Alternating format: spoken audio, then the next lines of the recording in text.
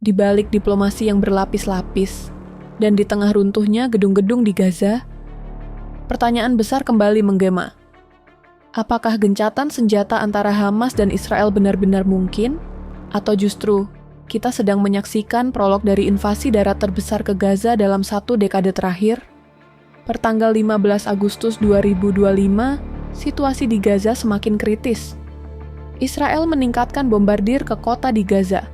Bahkan saat delegasi Hamas sedang berada di Kairo untuk menilai proposal gencatan senjata. Ironi ini mengingatkan kita bahwa diplomasi dan senjata sering berjalan beriringan.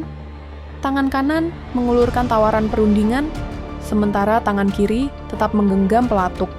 Mediator internasional, terutama Mesir dan Qatar, sibuk menjembatani kedua belah pihak. Amerika Serikat ikut menekan dari belakang layar. Namun, sampai saat ini, belum ada satupun kesepakatan konkret yang diumumkan. Hamas menegaskan satu hal, mereka tidak akan menerima gencatan senjata jangka pendek yang hanya menjadi jeda untuk Israel melanjutkan operasi militer.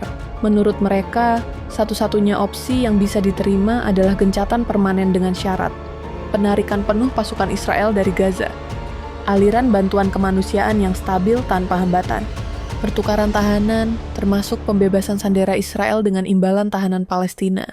Bagi Hamas, perang ini bukan hanya soal militer, tetapi juga eksistensi politik. Mereka sadar bahwa menerima jeda tanpa kepastian permanen, sama saja dengan menandatangani vonis kematian mereka sendiri. Di sisi lain, Perdana Menteri Israel Benjamin Netanyahu sudah terang-terangan menyatakan bahwa serangan penuh darat ke Gaza hanya tinggal menunggu waktu. Targetnya jelas, menghancurkan Hamas sepenuhnya.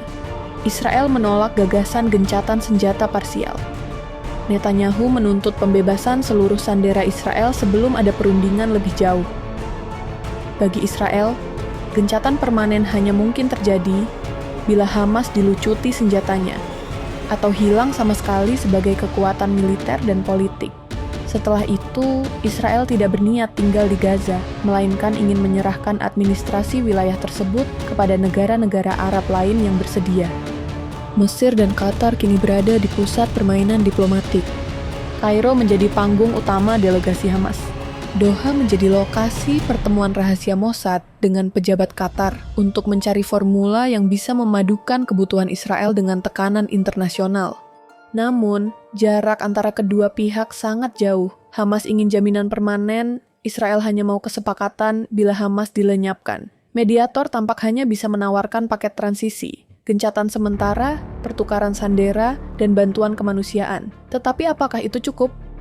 Di lapangan, situasi semakin memburuk. Serangan udara Israel ke Gaza justru meningkat bersamaan dengan perundingan di Kairo. Ini bukan kebetulan, melainkan strategi. Israel ingin menunjukkan bahwa meski diplomasi berjalan, tekanan militer tetap ada. Bagi warga sipil Gaza, artinya adalah penderitaan berlapis. Mereka dipaksa menjadi pion dalam permainan politik dan militer yang jauh lebih besar dari mereka. Bantuan kemanusiaan yang dijanjikan seringkali terhambat, sementara ancaman operasi darat besar menambah rasa takut bahwa fase terburuk konflik ini masih menunggu di depan. Ada beberapa titik kritis yang membuat negosiasi macet. 1. Status gencatan senjata. Hamas hanya mau gencatan permanen, dengan syarat Israel keluar dari Gaza dan perang benar-benar dihentikan. Israel bisa menerima gencatan permanen, tapi hanya jika Hamas dilucuti atau dihancurkan sepenuhnya. Bagi Israel, permanen berarti Gaza tanpa Hamas. 2. Penarikan pasukan Israel. Hamas menuntut penarikan total Israel dari Gaza sebagai bagian dari gencatan permanen. Israel tidak serta-merta menolak, tetapi menegaskan tidak akan mundur sebelum Hamas dilenyapkan. Setelah itu, mereka berencana menyerahkan administrasi Gaza kepada negara-negara Arab yang bersedia mengelola wilayah tersebut. 3. Pertukaran sandera dan tahanan. Hamas ingin pertukaran bertahap. Misalnya, membebaskan sebagian sandera Israel dengan imbalan tahanan Palestina. Israel menuntut pembebasan seluruh sandera sekaligus sebelum bersedia membicarakan langkah lebih lanjut. Mari kita lihat 3 skenario realistis per Agustus 2025. 1. Skenario terbaik namun sepertinya sulit terjadi. yaitu mediator, berhasil mendorong kompromi yang sangat sulit. Hamas setuju pada pelepasan besar-besaran tahanan Israel, sementara Israel, dengan tekanan internasional yang kuat, menunda invasi darat. Gencatan senjata permanen tercapai hanya jika Hamas benar-benar berhenti menjadi kekuatan militer. Lalu administrasi Gaza diserahkan kepada negara-negara Arab non-PA yang bersedia mengelola. Ini bisa menurunkan eskalasi, tetapi peluangnya kecil tanpa konsesi besar dari Hamas. 2. Skenario terburuk. Israel meluncurkan invasi darat penuh ke Gaza City dengan tujuan menghancurkan Hamas sepenuhnya. Pertempuran intensif berbulan-bulan, korban sipil melonjak, dan krisis kemanusiaan menjadi bencana regional. Hamas terpukul secara militer, tetapi perlawanan bisa berlanjut dalam bentuk perang gerilya. Gaza berpotensi jatuh dalam kekacauan tanpa otoritas sipil yang stabil. 3. Yang paling mungkin terjadi. Yang paling mungkin adalah tercapainya gencatan sementara, sebuah jeda untuk pertukaran sandera dan masuknya bantuan kemanusiaan. Namun, Israel tetap melanjutkan operasi militer terbatas dengan tujuan melemahkan Hamas sebelum membuka ruang bagi skenario pasca perang. Gaza tanpa Hamas dikelola oleh pihak Arab yang netral. Dengan kata lain, tidak ada damai permanen, hanya jeda taktis sebelum operasi lanjutan. Kita tidak bisa melihat konflik ini hanya dari kacamata Gaza dan Tel Aviv. Ada kepentingan lebih besar. Mesir berusaha mempertahankan perannya sebagai mediator kunci di kawasan. Qatar menggunakan diplomasi sebagai cara menjaga citra internasionalnya. Amerika Serikat terjebak di antara dukungan pada Israel dan tekanan global untuk menghentikan perang. Iran dan sekutu regional tentu tidak tinggal diam, terus mendukung Hamas secara tidak langsung. Dengan begitu, Gaza bukan hanya medan perang lokal, tetapi juga papan catur geopolitik Timur Tengah. Jika kita melihat pola sejarah, Israel jarang berhenti hanya dengan gencatan sementara.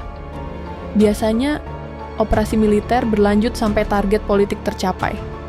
Dengan Netanyahu sudah menyatakan niat melakukan invasi darat, maka kemungkinan besar diplomasi saat ini hanyalah jeda singkat untuk mengelola tekanan internasional. Di sisi lain, Hamas juga tahu bahwa menerima gencatan parsial berarti kehilangan legitimasi di mata pendukungnya. Itulah mengapa mereka terus menolak jeda jangka pendek tanpa jaminan akhir permanen. Kedua pihak sama-sama keras kepala. Dan ketika dua pihak bersikeras tanpa titik temu, siapa yang paling menderita? Jawabannya, rakyat sipil Gaza. Dunia menunggu jawaban, apakah Gaza akan kembali menjadi kuburan massal dari invasi darat Israel, ataukah akan lahir kompromi yang bisa menghentikan pertumpahan darah? Hamas membuka diri, tapi tetap keras dengan syarat permanen. Israel menutup pintu, kecuali Hamas benar-benar hilang. Mediator berusaha menjahit sobekan kain yang terlalu lebar. Di balik semua itu, satu hal pasti, waktu semakin sedikit dan bayang-bayang perang darat semakin dekat, karena dunia tidak pernah benar-benar tenang. Dan Gaza kini menjadi panggung tempat sejarah akan menulis bab berikutnya.